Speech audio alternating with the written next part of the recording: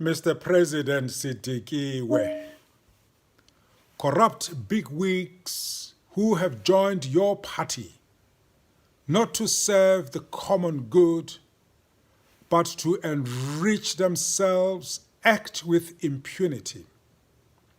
Their attitudes are debilitating, life-drenching. Habana letswalo, Mr. President. Bafiteletse. They are like the scribes and Pharisees Jesus called out in Matthew's Gospel, hypocrites.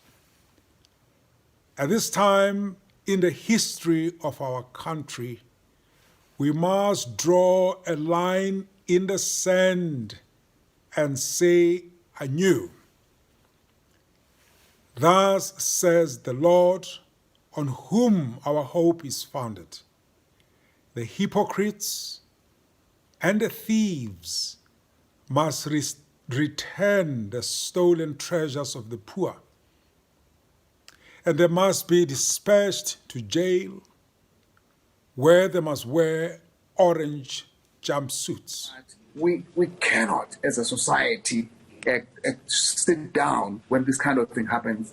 It has always been happening. We want to build a culture that is going to make South Africa identified as the capital or the world's capital of corruption. We say no to that. We will say that come this coming month of September, the South African Council of Churches, now quite apart from the other organizations, because every organization does what they do, but the SACC is launching the month of September as a month against corruption, where we say no, this is not our identity. And we'll be launching this with a service on Sunday. That's going to be a public service on the 30th. So that from then on, we're asking everyone, please make your mark against corruption. Indeed.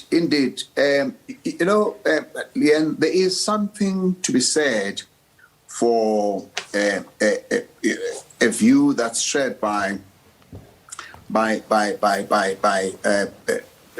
political scientist. I think he's a Mexican guy, but his name is Shedler, who says that Malusi is accountable to Leanne when Malusi is obliged to inform Leanne about his past or future actions and decisions, to justify them and to suffer punishment in case of eventual misconduct.